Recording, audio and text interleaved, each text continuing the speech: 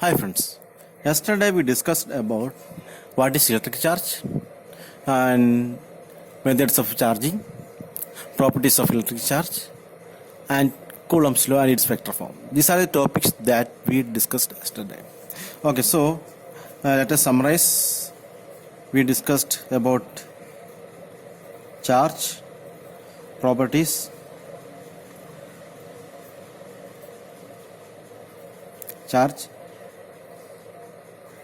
methods of charging. Okay, then we discuss about Coulomb's law. Okay, so by Coulomb's law, the force of attraction or repulsion between any two charges is equal to K into Q1, Q2 by R squared, where K is a constant and Q1 and Q2 are charges of the charges and R is the distance between the charges, and we discuss that the value of K is equal to 1 by 4 pi epsilon 0, where epsilon 0 is the permittivity of free space, and the value of epsilon 0 is 8.85 into 10 raised to minus 12 coulomb squared per Newton meter squared, and value of K is equal to 9 into 10 raised to 9 Newton meter squared per coulomb squared. This much portions we discussed, and we discussed about the vector form, and we explained the relation between the Coulomb's law and the third law of Newton's third law of motion. So these are the topics that we discussed yesterday. Today we are going to discuss about the significance of Coulomb's law, and we are going to discuss about the some of the values of permittivity of some mediums. Okay, so we discussed about epsilon r. Epsilon r means the permittivity of the medium. So instead of free space or air or vacuum, if some medium is in between the charges, the epsilon 0 is changed to epsilon, where epsilon is equal to epsilon 0 into epsilon r. And the values of epsilon r we are going to discuss today. And next is, we discussed only about the two charges yesterday. So today we are going to discuss about the multiple charges. If what happens if more than two charges are there, and what is the force there, and that is the topic that we are going to discuss. And after that we are going to do some application level questions of Coulomb's law. This is the agenda of today's topic. Now we are discussing about the significance of Coulomb's law. Why this Coulomb's law is needed? So, or what is the significance of Coulomb's law? Coulomb's law is significant in describing the electric force which binds electrons to the nucleus in atom, because we already discussed in chemistry that electrons and neutrons are there. So by the Coulomb's law we can understand it, the binding energy or the reason between the binding of electrons to the nucleus, that is positive attraction between positive and negative charges, binds atoms together to form molecules, binds atoms or molecules together to form solids or liquids, reveals that electric interaction can be one of the attraction or repulsion, reveals that electric force is central and obeys inverse square law. So when we're discussing about these 5 points, first one we discuss that why electron is attracted towards the nucleus, because in the nucleus it is positive charge is there. Because of the attraction between the positive and electrons and protons in the atom, the atoms can, the constituents particles of the atom can bind together. Like that, in a we take a molecule consists of different atoms, so there are also attractive forces between them. So that also discuss, or we can explain using the Coulomb's law. And when we take a solar liquid, there are also many molecules are there, many atoms are there. They are also bind together on the basis of the Coulomb's law. And electric interaction can be one of the attraction or repulsion. That means if the charge is there, if some other charge is coming, either attraction or repulsion will happen. Either attraction or repulsion will happen. So all the electric interaction is either attraction or repulsion. Without that, there is no electric interaction. And that also obeys inverse square law, and that is central charge. Like that, there is a tendency to attract or repel to a center. There is a center for the force. These are the significance of Coulomb's law. Before going to the next topic or superposition principle, we have to discuss about the difference and similarities between Coulomb's law and gravitational law. We already discussed that these two laws follow inverse square law, but there are some difference also. The Coulomb's force and gravitational force follow the same inverse square law that we already discussed, that is similarity. And Coulomb's law can be attractive or repulsive. That is, when we talk about charges, it may be attractive or may be repulsive. But in the gravitational force, the force is always attractive. So what is gravitational force? Every body in the universe attract every other body with a force directly proportional to the product of their masses and inversely proportional square of the distance between them. That means there in the gravitational law, the discussion is only about the attractive force. And when it comes to Coulomb's law, it deals with attraction and also repulsion.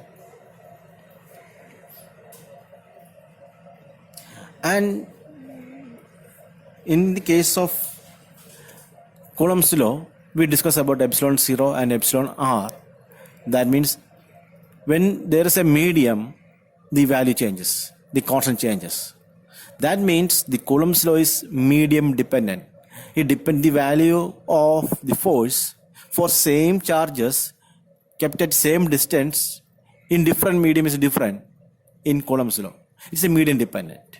But in case of gravitational law, it is a medium independent. That means if it is a vacuum or air or any material or any medium in between, it doesn't change. Gravitational law is medium independent. And next point that we are going to discuss Similarity is that both forces are non-contact forces. Gravitational force exerts the long distance and the electrostatic force exerts only for a short distance. now. Let's discuss about multiple charges. Okay, so earlier we discussed only about two charges. Now what happened? Let us start with the three charges. For example, let us take three charges Q1, Q2 and Q3. There are three charges kept at three different places.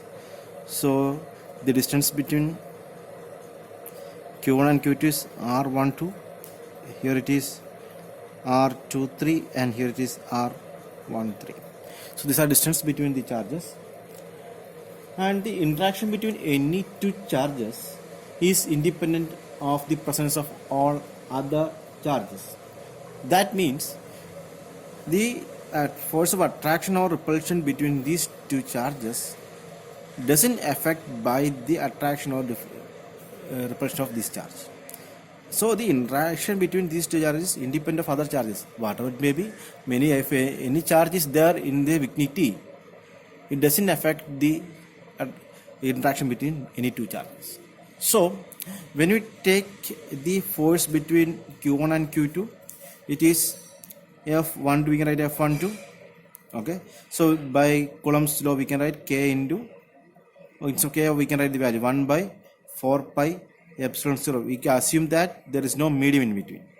1 by 4 pi epsilon 0 Q1 Q2 by R12 squared. Now we consider the force at first charge due to the third charge, that is force between Q1 and Q3. That's also 1 by 4 pi epsilon 0 Q1 Q3 by R13 squared. So the total force due to Q2 and Q3 at Q1 is equal to the F1. Let's write F1. F1 is the total force at Q1. F1 is equal to F12 plus F13. Or we can write it as 1 by 4 pi epsilon 0. That is common. We take it outside.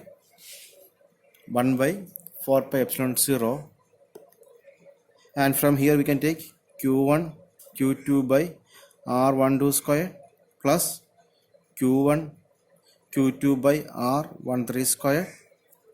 Okay, so the total force is like this.